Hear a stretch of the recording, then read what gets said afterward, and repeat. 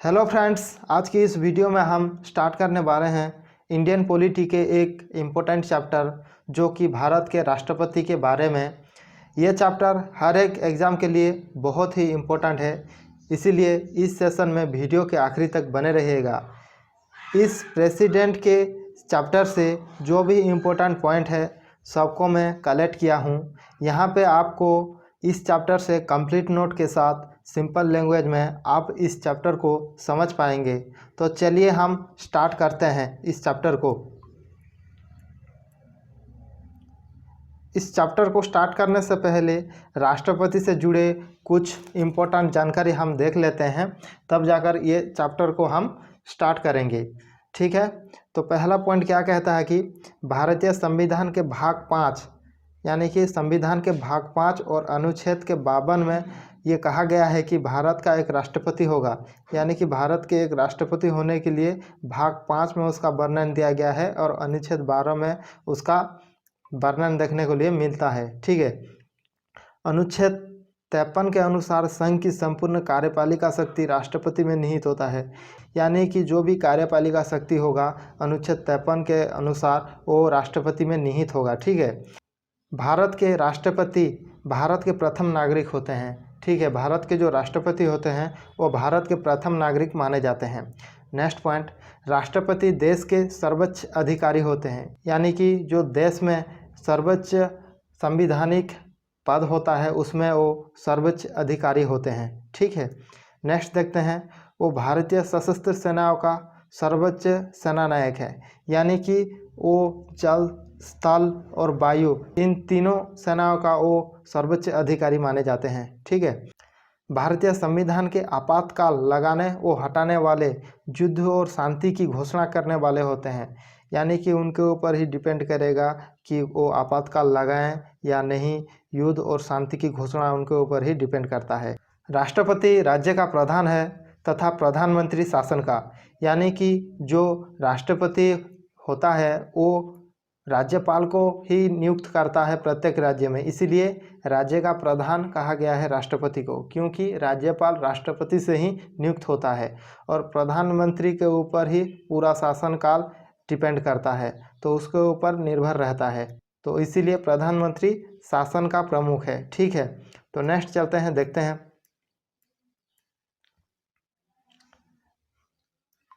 भारत के राष्ट्रपति नई दिल्ली स्थित राष्ट्रपति भवन में रहते हैं, जिसे रायसीना हिल के नाम से भी जाना जाता है। भारत के राष्ट्रपति जो कि दिल्ली स्थित राष्ट्रपति भवन में रहते हैं और उस जगह को रायसीना हिल के नाम से भी जाना जाता है। ठीक है, राष्ट्रपति भवन 4 मंजिल इमारत में कुल 340 कमरे हैं। यानी कि राष्ट्रपति भवन में 4 मंजिला है और उसमें 340 कमरे हैं। ठीक है, नेक्स्ट देखते हैं। इस इमारत को साल 1950 तक वायसराय हाउस कहा जाता था, लेकिन संविधान के निर्माण के बाद भारत एक संप्रभु राष्ट्र बन गया और तब से इस भवन को राष्ट्रपति भवन का नाम दिया गया। तब से इस भवन को राष्ट्रपति भवन के नाम से जाना जाता है। पहले वायसराय हाउस कहा जाता था, लेकिन अब उसको राष्ट्रपति भवन कह दिया गया जब से संविधान लागू हुआ है तब से। ठीक है, राष्ट्रपति अधिकतम कितनी भी बार पद पर रह सकते हैं, इसकी कोई सीमा तय नहीं है। यानी कि अगर कोई राष्ट्रपति निर्वाचन में जीत जाता है तो वो कितनी भी बार पद पर रह सकता है। ठीक है, और जितनी भी बार वो निर्वाचन में जीतेगा उतनी ही बार वो राष्ट्रपति पद पर बने रहेगा। ठीक है, नेक्स्ट चलते हैं। अब तक केवल पहले राष्ट्रपति राजेंद्र प्रसाद ने ही इस पद पर 2 बार अपना कार्यकाल पूरा किया है। यानी कि भारत के प्रथम राष्ट्रपति जो कि राजेंद्र प्रसाद हैं वो ही इस पद पर 2 बार रह चुके हैं। साथ ही वो 3 बार शपथ भी ले चुके हैं। ठीक है, जो कि सर्वाधिक अधिक बार है, तो इस चीज़ को आप याद रखिएगा। तो अब चलते हैं राष्ट्रपति के बारे में डिटेल से पढ़ते हैं। तो पहला क्या कहता है, राष्ट्रपति बनने की योग्यता। यानी कि जो भी योग्यता होगा वो अनुच्छेद 58 में दिया गया है। राष्ट्रपति बनने के लिए क्या क्या योग्यता चाहिए वो अनुच्छेद 58 में दिया गया है। तो इसको हम कैसे याद रख सकते हैं 58 को, 5+8 क्या है, इसको अगर जोड़ देंगे तो 13 हो जाएगा। तो इसका क्या ट्रिक है, मैंने ये ट्रिक पहले भी बताया था आर्टिकल में, मेरी चैनल में प्लेलिस्ट में जाकर आप देख सकते हैं। तो पहले हम इस अनुच्छेद को कैसे याद रखें ट्रिक से, इसका तरीका मैं आपको बताता हूँ। 5 + 8 कितना होता है, 13 होता है। 5 + 8 कितना होता है, 13 होता है। तो इसका ट्रिक क्या है, 13, इसका अर्थ क्या होता है, मैं तेरे योग्य नहीं हूँ, मैं तेरे योग्य नहीं हूँ, मैं तेरे योग्य नहीं हूँ, मैं तेरे योग्य नहीं हूँ। तो इसका मतलब है योग्य, यानी कि 13, मैं तेरे योग्य नहीं हूँ। ठीक है, ऐसे ही आप याद रख सकते हैं। तो इसमें क्या क्या पॉइंट है वो देख लेते हैं। भारत का कोई भी नागरिक जिसकी उम्र 35 साल या अधिक हो वो उम्मीदवार हो सकता है, यानी कि 35 साल से जिसका उम्र अधिक है वो राष्ट्रपति बनने की योग्यता रखता है। ठीक है, राष्ट्रपति पद के लिए उम्मीदवार को लोकसभा का सदस्य बनने की योग्य होना चाहिए, यानी कि लोकसभा का सदस्य बनने के लिए जो भी योग्यता चाहिए वही योग्यता राष्ट्रपति को भी चाहिए। केवल उसका उम्र 35 साल होना चाहिए, लेकिन लोकसभा का जो सदस्य का उम्र होता है 25 साल होता है। ठीक है, और नेक्स्ट क्या कहता है, वो किसी लाभ के पद पर कार्यरत ना हो, यानी कि वो किसी लाभजनक पद पर वो नहीं रहना चाहिए, तब जाकर वो भारत के राष्ट्रपति बनने के लिए ये योग्यता हासिल कर सकते हैं। नेक्स्ट देखते हैं निर्वाचक मंडल, यानी कि इलेक्टोरल कॉलेज, अनुच्छेद 54 में आता है। तो इसको हम कैसे याद रखेंगे, अनुच्छेद 54 जो कि चुनाव से रिलेटेड है।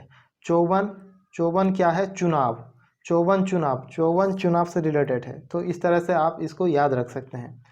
तो इसमें जो भी इम्पोर्टेंट पॉइंट है वो हम देख लेते हैं। संसद के दोनों सदनों के निर्वाचित सदस्य इसमें शामिल लेते हैं। दोनों सदन अर्थात लोकसभा और राज्यसभा के जो भी निर्वाचित सदस्य होते हैं वो राष्ट्रपति के चुनाव में भाग लेते हैं। ठीक है, नेक्स्ट पॉइंट देखते हैं, राज्यों की विधानसभाओं के निर्वाचित सदस्य शामिल होते हैं। जो राज्य के जो विधानसभा होते हैं उनके भी निर्वाचित सदस्य शामिल होते हैं, विधानसभाओं के, ना कि विधान परिषद के। ठीक है, तो नेक्स्ट पॉइंट क्या कहता है, केंद्र शासित प्रदेश दिल्ली और पुडुचेरी के विधानसभा के निर्वाचित सदस्य उसमें शामिल होते हैं। जो केंद्र शासित प्रदेश है, यूनियन टेरिटरी है, उसमें जो दिल्ली और पुडुचेरी के जो विधानसभाओं का निर्वाचित सदस्य उसमें शामिल होते हैं। इसका नेक्स्ट पॉइंट कहता है, राष्ट्रपति के निर्वाचन में मनोनीत तथा विधान परिषदों के सदस्य भाग नहीं लेते, यानी कि जो मनोनीत सदस्य होते हैं, जो लोकसभा में 2 एंग्लो भारतीय और राज्यसभा में जो 12 सदस्यों को मनोनीत करते हैं राष्ट्रपति, वो लोग शामिल नहीं होते राष्ट्रपति के निर्वाचन में, और विधान परिषद के निर्वाचित सदस्य भी उसमें शामिल नहीं होते। ठीक है, तो नेक्स्ट देखते हैं, नेक्स्ट क्या कहता है, नेक्स्ट निर्वाचन प्रक्रिया, यानी कि उनके निर्वाचन किस तरीके से होगा वो यहाँ पे बताया गया है। तो उसमें क्या क्या इम्पोर्टेंट पॉइंट है वो हम देख लेते हैं। भारत में राष्ट्रपति का निर्वाचन अप्रत्यक्ष यानी कि इनडायरेक्ट इलेक्शन होता है, यानी कि उसमें लोग भाग नहीं लेते, जनता उसमें भाग नहीं लेते। उसमें लोकसभा और राज्यसभा के जो निर्वाचित सदस्य होते हैं और दिल्ली और पुडुचेरी के जो विधानसभा के निर्वाचित सदस्य ही भाग लेते हैं, इसीलिए वो अप्रत्यक्ष तरीके से उनका निर्वाचन तरीका होता है। ठीक है, और कहा गया है राष्ट्रपति के चुनाव में एकल संक्रमणीय मत यानी कि सिंगल ट्रांसफरेबल वोट द्वारा आनुपातिक प्रतिनिधित्व के सिद्धांत पर की जाती है। उनका जो निर्वाचन है एकल संक्रमणीय मत यानी कि सिंगल ट्रांसफरेबल वोट द्वारा आनुपातिक प्रतिनिधि के सिद्धांत पर की जाती है। तो ये प्रक्रिया क्या होता है मैं आपको बताता हूँ। मान लीजिए कि राष्ट्रपति के चुनाव में 5 उम्मीदवार भाग लिए हैं, ए, बी, सी, डी और ई। ये 5 उम्मीदवार को, जो भी उन लोगों को राष्ट्रपति को चुनेंगे, जो भी सदस्य, वो पांचों को ही उनको चुनना पड़ेगा। वो भी एक सीक्वेंस वाइज चुनेंगे, यानी कि पहले अगर उनको सी अच्छा लग रहा है तो पहले सी को पहले प्रावधान देंगे, उसके बाद बी को, उसके बाद अगर उनको ए अच्छा लग रहा है तो ए को, उनके बाद अगर ई को अच्छा लग रहा है तो ई को देंगे, उसके बाद अगर वो डी को देना चाहे तो डी के देंगे। तो जो भी उनको पहले अच्छा लगेगा उन लोगों को पहले लिखेंगे, उनके बाद जो भी दूसरा अच्छा लगेगा दूसरे को सेकंड में लिखेंगे, उनके बाद जो भी अच्छा लगेगा थर्ड को वो 3 नंबर पे लिखेंगे। ठीक है, तो इस तरीके से एकल संक्रमणीय भद पद्धति इसको कहा जाता है और इस तरीका का प्रयोग किया जाता है राष्ट्रपति के चुनाव में। ठीक है, तो नेक्स्ट क्या कहता है उसको देखते हैं। इसे थॉमस हेयर ने दिया था, इसलिए इसे हेयर पद्धति भी कहा जाता है। इसे थॉमस हेयर नामक एक व्यक्ति ने दिया था, इसलिए इसे हेयर पद्धति भी कहा जाता है।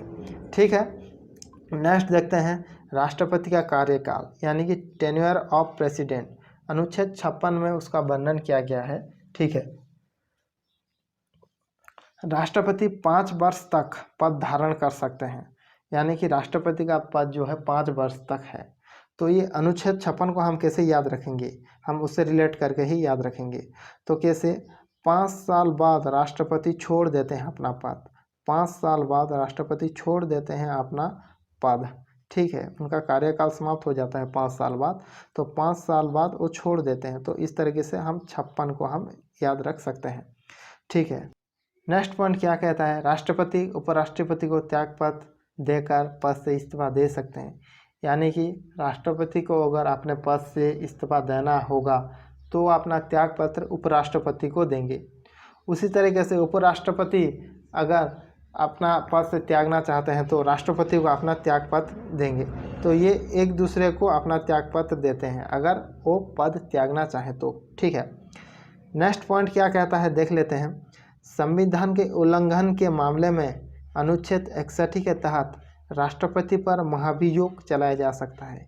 यानी कि अगर भारत के राष्ट्रपति संविधान का उल्लंघन करते हैं तो उनके खिलाफ महाभियोग नामक एक अभियोग चलाया जाएगा। ठीक है, तो नेक्स्ट देख लेते हैं शपथ यानी कि ओथ, अनुच्छेद 60 के अंदर आता है।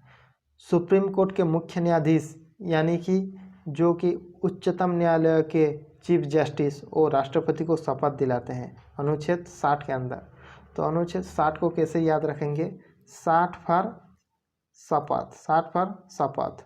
ठीक है, उसको इस तरीके से हम याद रख सकते हैं, 60 यानी कि शपथ, 60 शपथ, 60 शपथ। ठीक है, महाभियोग इम्पीचमेंट अनुच्छेद 61 के तहत राष्ट्रपति के महाभियोग के बारे में कहा गया है। तो इस अनुच्छेद को हम कैसे याद रखें, इसके लिए मैं आपको एक ट्रिक बताता हूँ। देखिए, अनुच्छेद 61 6 और 1, तो इसको कैसे याद रखेंगे, छी भारत के एक राष्ट्रपति ऐसे घिनौने काम करेंगे तो उनके विरुद्ध महाभियोग चलेगा। तो छी भारत के एक राष्ट्रपति ऐसे घिनौना काम करेंगे तो उनके विरुद्ध महाभियोग चलेगा। तो इस तरीके से हम उसको याद रख सकते हैं 6 और 1 से। ठीक है, तो उसमें क्या क्या प्रक्रिया दिया गया है हम देख लेते हैं। महाभियोग एक न्यायिक प्रक्रिया है जो संविधान के उल्लंघन का आरोप लगने पर चलाया जाता है। यानी कि जब भी राष्ट्रपति संविधान का उल्लंघन करेंगे तब उनके खिलाफ महाभियोग लगाया जाएगा। ठीक है, राष्ट्रपति, सुप्रीम कोर्ट और हाई कोर्ट के न्यायाधीश, भारत के निर्वाचन आयोग के खिलाफ महाभियोग चलाया जाता है। यानी कि ये मोस्ट इम्पोर्टेंट है, ये एग्ज़ाम में पूछ लिया जाता है कि किन किन के खिलाफ महाभियोग चलाया जा सकता है। तो वो कौन कौन है, राष्ट्रपति, सुप्रीम कोर्ट और हाई कोर्ट के न्यायाधीश, निर्वाचन आयुक्त के खिलाफ हम महाभियोग लगा सकते हैं। ठीक है, तो नेक्स्ट जो महाभियोग की जो प्रक्रिया है ये दिया हुआ है, तो इसको मैं पढ़ लेता हूँ। संसद का कोई भी सदन महाभियोग की प्रक्रिया शुरू कर सकता है। यानी कि लोकसभा हो या राज्यसभा हो, दोनों सदनों में से जो भी सदन महाभियोग की प्रक्रिया शुरू कर सकता है। ठीक है, उस सदन के कुल सदस्यों के 1/4 भाग द्वारा आरोप पर हस्ताक्षर किए जाने चाहिए। जो प्रस्ताव पारित करने से पहले राष्ट्रपति को 14 दिन का नोटिस पीरियड देना अनिवार्य है। यानी कि प्रस्ताव पारित होने से पहले राष्ट्रपति को 14 दिन का उनको नोटिस दे दिया जाता है।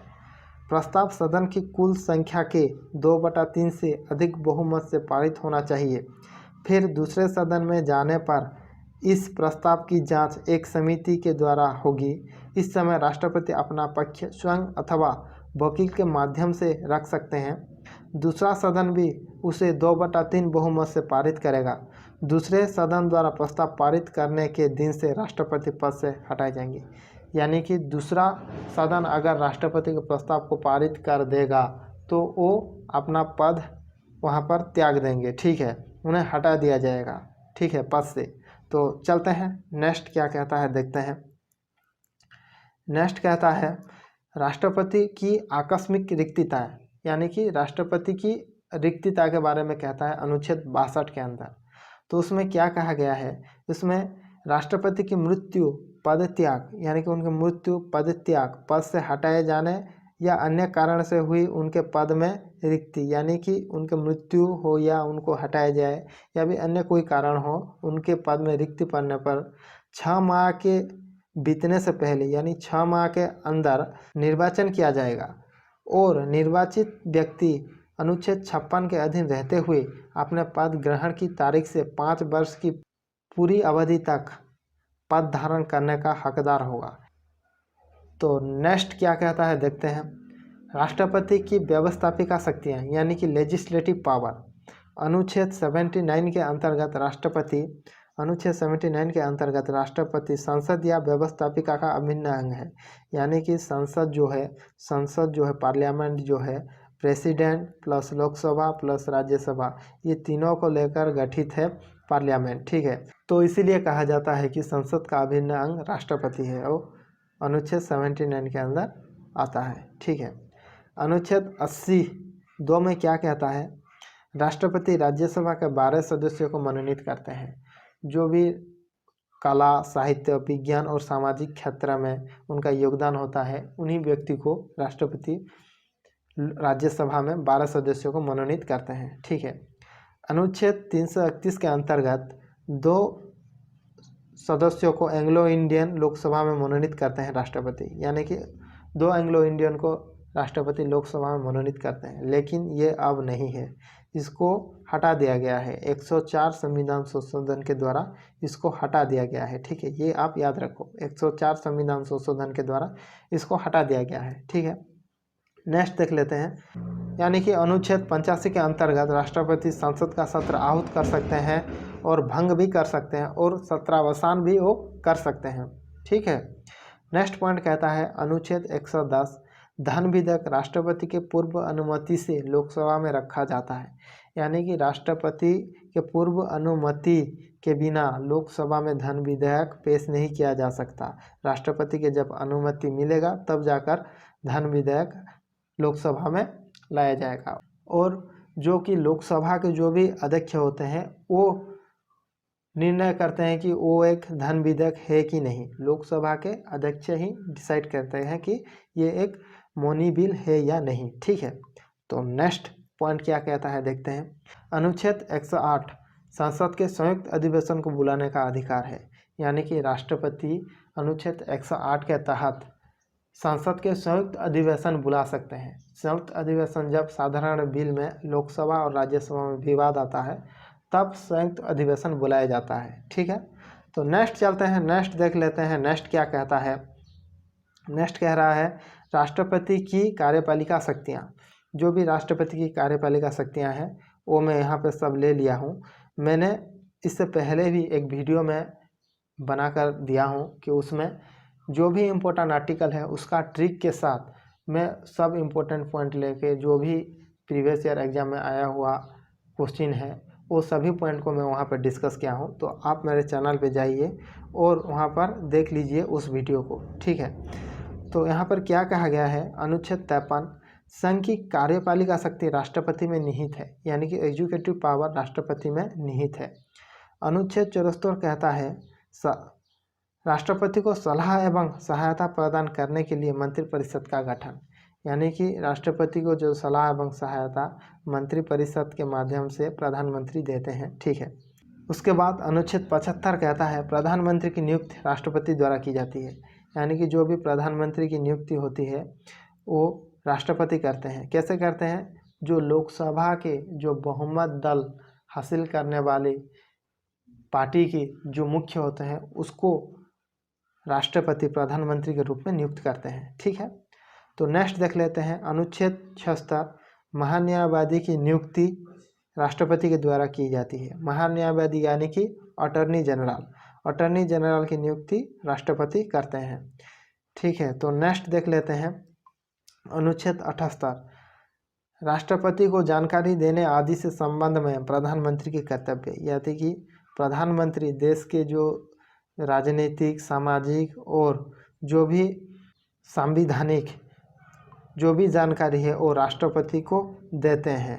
प्रधानमंत्री राष्ट्रपति को वो अपना जानकारी देते हैं। ठीक है, उसके बाद अनुच्छेद 148, नियंत्रक और महालेखा की नियुक्ति राष्ट्रपति द्वारा की जाती है, यानी कि जो कंट्रोलर एंड ऑडिटर जनरल उनकी नियुक्ति भी कौन करता है? राष्ट्रपति द्वारा की जाती है। ठीक है, उसके बाद 155, राज्यपाल की नियुक्ति राष्ट्रपति द्वारा की जाती है। तो प्रत्येक राज्य में जो राज्यपाल होते हैं उनका नियुक्ति भी कौन करता है? राष्ट्रपति ही करते हैं। ठीक है, अनुच्छेद 280, राष्ट्रपति वित्त आयोग की नियुक्ति करने का अधिकार, यानी कि वित्त आयोग जो कि फाइनेंशियल कमिश्नर होता है उनका भी नियुक्ति कौन करता है? राष्ट्रपति उनका नियुक्ति करते हैं। उसके बाद जो उच्चायुक्त और विदेशों में राजदूत की नियुक्ति करने का अधिकार भी राष्ट्रपति के पास होता है। जो विदेशों में उच्चायुक्त और राजदूत का नियुक्ति भी कौन करता है? राष्ट्रपति ही करते हैं। तो नेक्स्ट क्या कहता है? राष्ट्रपति की सैन्य शक्ति यानी कि मिलिट्री पावर। राष्ट्रपति तीनों सेना का सर्वोच्च कमांडर होते हैं, यानी कि वो स्थल सेना, वायुसेना और जल सेना, इन तीनों सेना का सर्वोच्च कमांडर राष्ट्रपति को ही माना जाता है। तो ठीक है, नेक्स्ट चलते हैं, देख लेते हैं नेक्स्ट क्या कहता है। राष्ट्रपति की न्यायिक शक्तियाँ। तो राष्ट्रपति की न्यायिक शक्तियाँ यानी कि जुडिशियल पावर में क्या क्या इंपॉर्टेंट पॉइंट आता है हम देख लेते हैं। सर्वोच्च न्यायालय की जो मुख्य न्यायाधीश सहित अन्य न्यायाधीशों की नियुक्ति राष्ट्रपति करते हैं। सर्वोच्च न्यायालय के मुख्य न्यायाधीश सहित अन्य न्यायाधीशों का भी नियुक्ति राष्ट्रपति करते हैं, यानी कि सुप्रीम कोर्ट के जो चीफ जस्टिस है उनके सहित अन्य न्यायाधीशों का भी नियुक्ति राष्ट्रपति द्वारा की जाती है। उच्च न्यायालय में मुख्य न्यायाधीश और अन्य न्यायाधीश की नियुक्ति भी करते हैं, यानी कि जो हाईकोर्ट में जो मुख्य न्यायाधीश होते हैं उनके सहित अन्य न्यायाधीशों का भी नियुक्ति राष्ट्रपति करते हैं। ठीक है, अनुच्छेद 72, राष्ट्रपति मृत्युदंड को पूर्णतः माफ कर सकते हैं। अनुच्छेद 72 के अंदर पूर्णतः माफ कर सकते हैं, दंड को लघु करने की शक्ति उनके पास है, राहत देने और सजा देने की शक्ति भी है उनके पास। ठीक है, अगर कोई व्यक्ति को अगर मृत्युदंड की घोषणा किया जाता है या फिर और कोई सजा दी जाती है तो अभियुक्त राष्ट्रपति को अपील कर सकता है कि मेरा दंड माफ़ किया जा सके, यानी कि उसमें राष्ट्रपति को वो अपील कर सकता है अपने दंड को कम करने या फिर माफ़ करने के लिए। तो इसको हम कैसे याद रखते हैं? 72, यानी कि वो अभियुक्त क्या करता है? कहता है कि राष्ट्रपति जी मेरा साथ दो, यानी कि मुझे माफ़ किया जाए, मैं जो भी अपराध किया हूँ उसे मुझे माफ़ किया जाए, यानी कि साथ दो राष्ट्रपति जी मेरा साथ दो, 7 to साथ दो, इस तरीके से आप याद रख सकते हैं। ठीक है, अनुच्छेद 123 कहता है राष्ट्रपति के अध्यादेश जारी करने की शक्ति। ये अध्यादेश क्या होता है? अध्यादेश होता है जब भी राष्ट्रपति जो संसद की बैठक नहीं बैठा होगा तब अगर वो अनुभव करते हैं कि कोई कानून का ज़रूरत है, आवश्यक है, तो उस कानून को पारित करने के लिए, उस कानून को लगाने के लिए वो दोनों सदनों को बुला सकते हैं और अध्यादेश जारी कर सकते हैं। तो इसको कहा जाता है अध्यादेश। जब राष्ट्रपति जी कोई कानून का ज़रूरत यानी कि आवश्यकता अनुभव करें तो वो संसद का सत्र बुलाकर उस कानून को बना सकते हैं। तो इसमें अनुच्छेद 1, 2, 3 के अंतर्गत ये आता है। तो उसको हम कैसे याद रखें? 1, 2, 3 यानी कि देखो 1, 2, 3 ये 3 व्यक्ति हैं, तो राष्ट्रपति जी कहेंगे 1 नंबर वाला व्यक्ति वो काम करेगा, 2 नंबर वाला व्यक्ति ये काम करेगा, 3 नंबर वाला व्यक्ति वो काम करेगा, ऐसे आदेश देंगे। तू ये करेगा, तू वो करेगा, तू ये करेगा, ऐसे आदेश 1, 2, 3 ऐसे हम याद रख सकते हैं। ठीक है, तो नेक्स्ट देखते हैं राष्ट्रपति की आपातकालीन शक्तियाँ, जो कि इमरजेंसी पावर है राष्ट्रपति की, उसको हम देख लेते हैं कौन कौन सी इमरजेंसी पावर होते हैं। राष्ट्रपति को 3 प्रकार के आपातकालीन शक्तियाँ प्राप्त है। कितने? 3 प्रकार के आपातकालीन शक्तियाँ प्राप्त है। कौन कौन सी है वो देख लेते हैं। पहला है राष्ट्रीय आपातकाल स्थिति यानी कि नेशनल इमरजेंसी, तो वो अनुच्छेद 352 के अंतर्गत आता है नेशनल इमरजेंसी। उसके बाद है राज्य में राष्ट्रपति शासन यानी कि स्टेट इमरजेंसी, जो कि अनुच्छेद 356 में आता है। ठीक है। और नेक्स्ट लास्ट क्या है, वित्तीय आपात स्थिति, जो कि अनुच्छेद 360 के अंतर्गत आता है। तो ये एक एक को हम अच्छे से पढ़ेंगे, तो कब कहाँ और कैसे लगाया गया है। तो चलते हैं देख लेते हैं। पहला हम देखेंगे राष्ट्रीय आपात स्थिति यानी कि नेशनल इमरजेंसी, अनुच्छेद 352 के अंतर्गत आता है।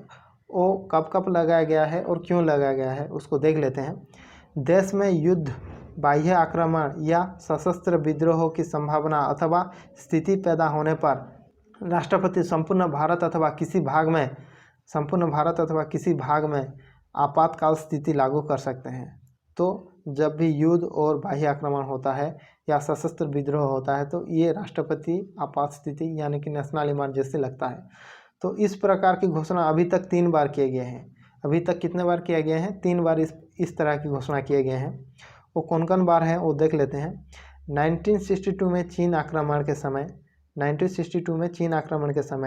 1971 में पाकिस्तान के आक्रमण के समय, 1971 में पाकिस्तान के आक्रमण के समय और 1975 में आंतरिक अशांति के भय के आधार पर 1975 में आंतरिक अशांति के समय लगाया गया था। ठीक है। तो नेक्स्ट देखते हैं राज्य में राष्ट्रपति शासन यानी कि स्टेट इमरजेंसी, अनुच्छेद 356 के अंदर ये आता है। तो सर्वाधिक 10 बार उत्तर प्रदेश में, उससे कम केरल में 9 बार लगाया गया है। यानी कि सर्वाधिक बार उत्तर प्रदेश में जो कि स्टेट इमरजेंसी है वो लगाया गया है। ठीक है, इस चीज़ को भी आप ध्यान रखो। वित्तीय आपातकाल, फाइनेंशियल इमरजेंसी, जो कि अनुच्छेद 360 के अंदर आता है, भारत में अभी तक प्रयोग नहीं किया गया। यानी कि अब तक फाइनेंशियल इमरजेंसी नहीं लगा है भारत में, जो कि अच्छी बात है। तो ठीक है, चलते हैं देख लेते हैं। और नेक्स्ट क्या है, राष्ट्रपति की वीटो शक्ति यानी कि veto power of the president. Bharat के राष्ट्रपति के पास 3 वीटो शक्तियाँ होते हैं। कितने होते हैं? भारत के राष्ट्रपति के पास 3 वीटो शक्तियाँ होते हैं। तो कौन कौन सी है वो हम देख लेते हैं। पहला वीटो कौन सा है वो देखते हैं, आत्यंतिक वीटो यानी कि एब्सोल्यूट वीटो। ये क्या होता है भाई, ये देख लेते हैं। विधेयक को पूरी तरह खारिज कर सकते हैं, यानी कि राष्ट्रपति जो भी विधेयक है उसको पूरी तरह खारिज कर सकते हैं, यानी कि पूरी तरह वो रिजेक्ट कर सकते हैं एब्सोल्यूट वीटो में। ठीक है। उसके बाद आता है निलंबनकारी वीटो यानी कि सस्पेंसिव वीटो। विधेयक को संसद में पुनर्विचार हेतु लौटा सकते हैं, यानी कि जो भी लोकसभा और राज्यसभा में पास होकर राष्ट्रपति के पास आता है तो उसको पुनर्विचार करने के लिए वापस भेज दिया जाता है। लेकिन जब पुनर्विचार होकर राष्ट्रपति के पास आएगा तो वो उस विधेयक को स्वीकृति देने के लिए बाध्य हैं। तो इसे कहा जाता है सस्पेंसिव वीटो यानी कि निलंबनकारी वीटो। और एक होता है जेबी वीटो यानी कि पॉकेट वीटो। राष्ट्रपति बिना कोई निर्णय किए विधेयक को अपने पास रोक कर रख सकते हैं, यानी कि ना तो वो पुनर्विचार के लिए भेजते हैं उस विधेयक को और ना ही अपनी स्वीकृति जाहिर करते हैं, वो अपने पास ही रख लेते हैं। उसको कहा जाता है पॉकेट वीटो। उसका एक उदाहरण है ज्ञानी जेल सिंह के समय डाक एवं तार संशोधन विधेयक पर, यानी कि ज्ञानी जेल सिंह डाक एवं तार संशोधन विधेयक को अपने पास ही रख लिया था, उसे कहा जाता है पॉकेट वीटो पावर। ठीक है। तो नेक्स्ट देखते हैं भारत के प्रमुख राष्ट्रपति। जो भी राष्ट्रपति रहे हैं वो प्रमुख राष्ट्रपति, उनमें से जो भी इम्पोर्टेंट पॉइंट बनता है उसको हम देख लेते हैं, क्योंकि ऐसे क्वेश्चन एग्जाम में पूछा जाता है। तो पहला कौन है?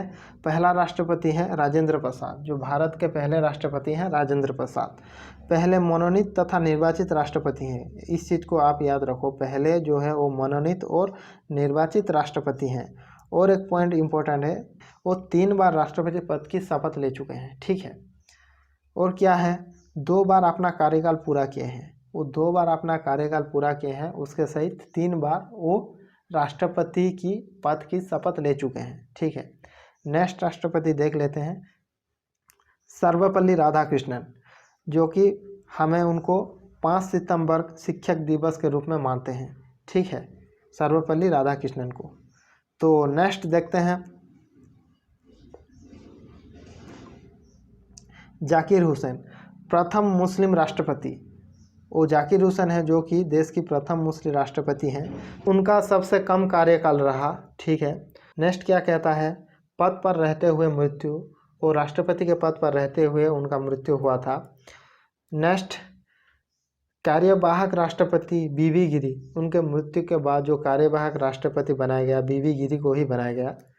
तो नेक्स्ट, पुनः कार्यवाहक राष्ट्रपति, बीवी गिरी के बाद पुनः कार्यवाहक राष्ट्रपति के रूप में एच हिदायतुल्लाह को चुना गया, जो कि चीफ जस्टिस ऑफ इंडिया भी वो रह चुके हैं। ठीक है, सुप्रीम कोर्ट के उच्च न्यायाधीश भी वो रह चुके हैं। ठीक है, फिर आता है फखरुद्दीन अली अहमद, आंतरिक आपातकाल लगाया गया था, उनके समय में आंतरिक आपातकाल लगाया गया था। उसके बाद आता है सबसे ज़्यादा अध्यादेश जारी करने वाले, तो उनके समय में ही सबसे ज़्यादा अध्यादेश जारी करने वाले वो राष्ट्रपति थे।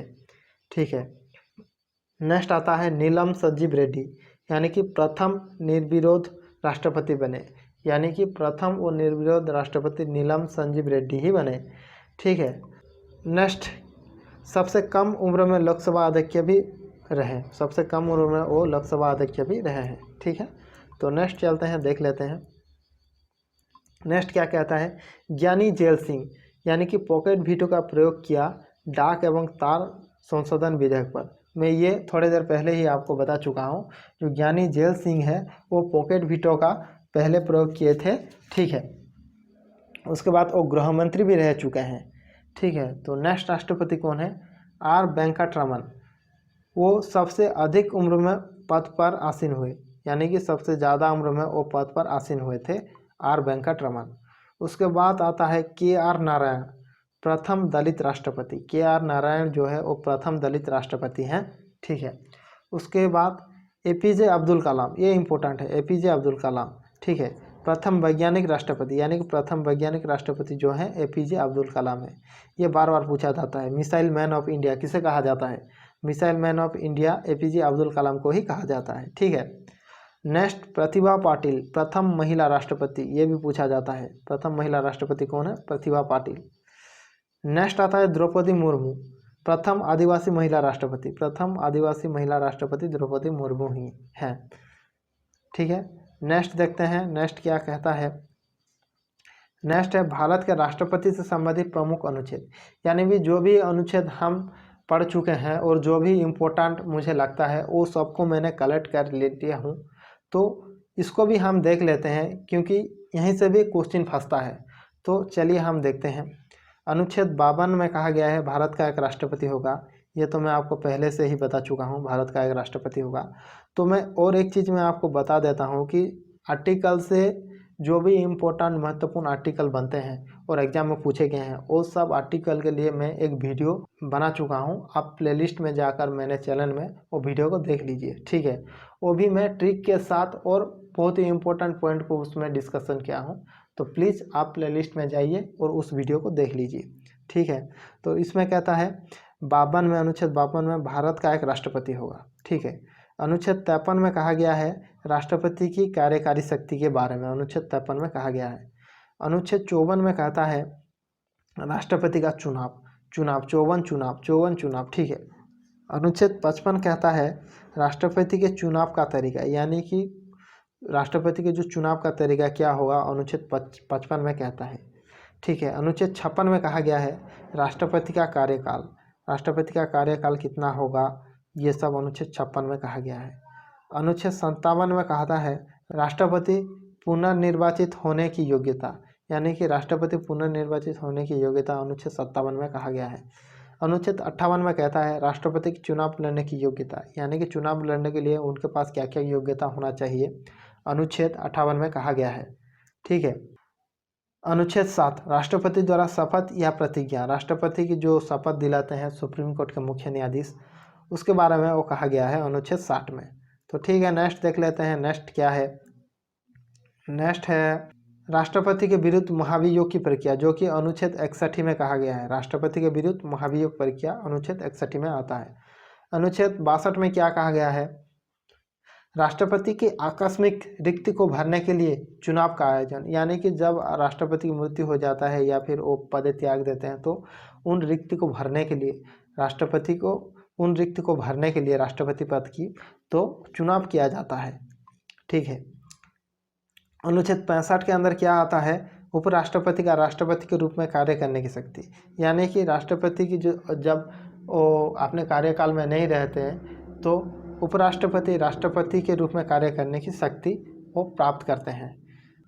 अनुच्छेद 72 क्या कहता है, राष्ट्रपति क्षमादान की शक्ति एवं कुछ मामलों में सजा कम करने या निलंबन करने की शक्ति, यानी कि राष्ट्रपति चाहे तो एक अभियुक्त को फांसी दंड से यानी कि मृत्यु दंड से भी बचा सकते हैं, वो राष्ट्रपति के ऊपर डिपेंड करेगा। तो उसके खिलाफ राष्ट्रपति के खिलाफ कोई भी नहीं बोल सकता। उसके बाद है अनुच्छेद 74, राष्ट्रपति को सलाह एवं सहायता प्रदान करने के लिए मंत्रिपरिषद का गठन, यानी कि राष्ट्रपति को जो भी सलाह या सहायता दी जाती है वो मंत्रिपरिषद के थ्रू प्रधानमंत्री के द्वारा दी जाती है। ठीक है। अनुच्छेद 78 क्या कहता है, राष्ट्रपति को जानकारी देने आदि के संबंध में प्रधानमंत्री के कर्तव्य, यानी कि देश के जो सामाजिक राजनीतिक और संवैधानिक जानकारी राष्ट्रपति को प्रधानमंत्री देते हैं। तो अनुच्छेद 78 के अंदर ये कहा गया है। अनुच्छेद 123 के अंदर संसद के सत्रावसान के समय राष्ट्रपति को अध्यादेश जारी करने की शक्तियाँ हैं, यानी कि जब भी संसद का सत्र नहीं चल रहा है उस समय राष्ट्रपति अनुभव करते हैं कि देश में कोई ऐसा कानून लाना चाहिए, तब वो सत्र बुलाकर उस कानून को पारित कर सकते हैं, उसे ही कहा जाता है अध्यादेश जारी। अनुच्छेद 143 के अंतर्गत उच्चतम न्यायालय से परामर्श करने की राष्ट्रपति की शक्ति, यानी कि वो उच्चतम न्यायालय से परामर्श ले सकते हैं।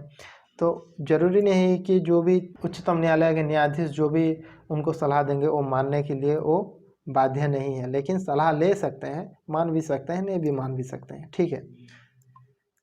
नेक्स्ट क्या कहता है, इसका जो नेक्स्ट क्लास होने वाला है, राष्ट्रपति के जो भी प्रीवियस ईयर एग्जाम में आया हुआ क्वेश्चन है उसको हम डिस्कस करेंगे। तो आप नेक्स्ट क्लास को भी ज्वाइन कीजिए और वीडियो में आखिरी तक बने रहिएगा। उसमें जो भी प्रीवियस ईयर में आया हुआ इम्पोर्टेंट क्वेश्चन है उसको मैं ले लिया हूँ, तो आप मेरे चैनल में जाइए और उसका सेकंड पार्ट को भी एंड तक जरूर देखिएगा। हाँ, आज के लिए इतना ही। तो यहाँ पर राष्ट्रपति की जो भी प्रमुख पॉइंट थे, जो भी मुख्य मुख्य इम्पोर्टेंट जो भी पॉइंट थे, मैं वो सब कुछ मैं यहाँ पे लिया हूँ। आशा करता हूँ कि ये वीडियो आपको बहुत अच्छा लगा होगा। अगर आपको ये वीडियो अच्छा लगा हो तो प्लीज़ हमें थोड़ा सपोर्ट कीजिए और मेरे चैनल को सब्सक्राइब, लाइक वीडियो को और शेयर कीजिए। जय हिंद, जय भारत।